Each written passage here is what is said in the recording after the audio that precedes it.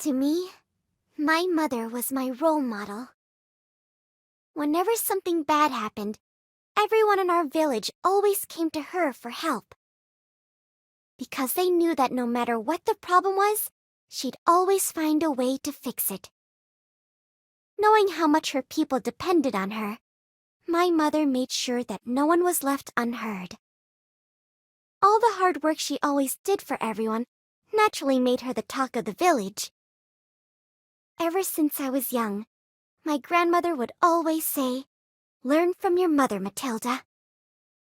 Learn from the great queen, loved and trusted by all." Isabella Penthesilea. Clever, nice, and extremely beautiful. That's the kind of person I was proud to call my mother. She embodied perfection, so much so that I've never once seen her act weak.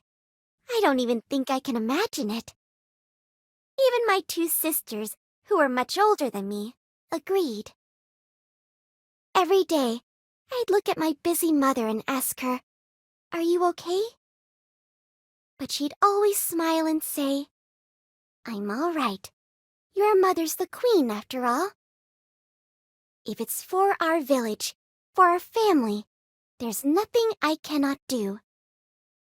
Thank you for worrying about me, Matilda." After saying that, she softly pat my head. I still remember that moment like it was yesterday. My mother's hand, her voice, they all felt so much warmer than usual. When I was 8, a disease came and assaulted our village.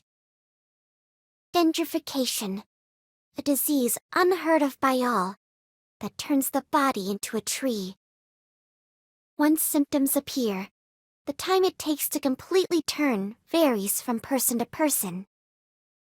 For some, it may take months for even an arm to turn, while others are a part of the forest in a matter of days.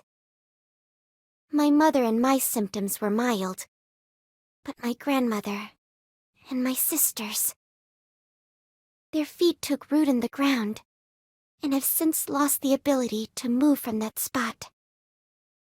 In an attempt to save everyone, my mother searched high and low for a way to cure the disease. But no matter how hard she searched, she never found a cure. I can say this now, but it's no surprise she couldn't find one. After all, dendrification is not a disease. Dendrification is a curse brought about by a goddess, a witch who's gone insane. The first one to propose that idea was my grandmother. Within the forest we call our home lives a goddess, and she is the reason our forest is so abundant with life. In the past, many people from our village were able to see the goddess, but they slowly lost that ability through the generations. Now, only the Penthesileas, who carry royal blood, are able to see her. If that were true, then the only ones now who could find the goddess and bring her back to her senses were my mother or me. Without hesitating, my mother stepped forward, saying, "I will carry out my duty as queen." Upon hearing those words, everyone's faces softened with relief. Everyone except me and my grandmother, who had the ability to see into the future. On the day she was to leave the village, my mother gave me a collar. "If anything happens to me, take care of everyone, okay?" The collar was a precious heirloom passed down from queen to queen through the generations. Receiving this from my mother meant that rather than one of my sisters, who were paralyzed from the curse, I had been selected to succeed the throne. You are a loving girl who always looks out for others. That's why I know you'll make a wonderful queen. But that does not mean you have to do everything by yourself, Matilda. You are still young. Depend on those around you, your two sisters, your grandmother, your personal guard Hilda. They all would gladly lend you their help. Goodbye, Matilda. I love you. With those words, my mother left the village.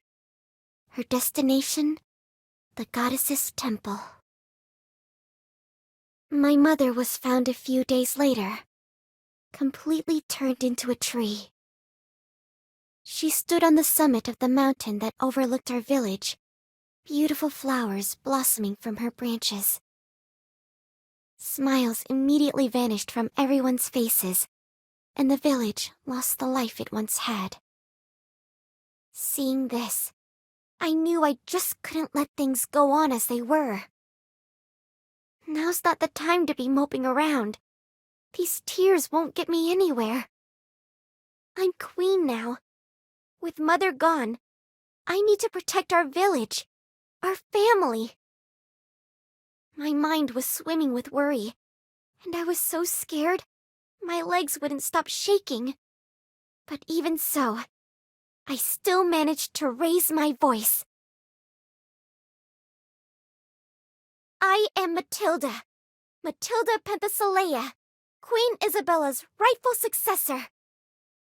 Now that my mother's soul has returned to Heaven's ocean, I will inherit her dying wish, and I will break the witch's curse. That was my resolve as queen. Not a single person believed I'd accomplish anything. All they wanted from me was to leave my sisters to die, and to banish my grandmother from the forest. My personal guard Hilda didn't believe in me either. All she ever did was worry about me. But even so, I refused to give up. I couldn't give up. My mother, the person I had always admired, entrusted her dying wish to me. I pushed through the fear and anxiety and searched desperately for someone who could lend me their strength. Half a year passed. I received help from a human who had fallen down from Heaven's ocean. Thanks to the strange power they possessed, we defeated the witch. The curse of dendrification was broken.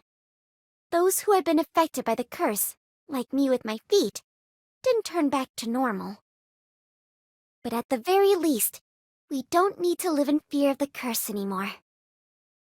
It may take a while, but I'm sure that with time, people will be able to smile and live in peace once more. The days that my mother fought so hard to protect will surely return. That's why, please watch over us, dear mother. Your village, your dear family, all have bright futures ahead of them.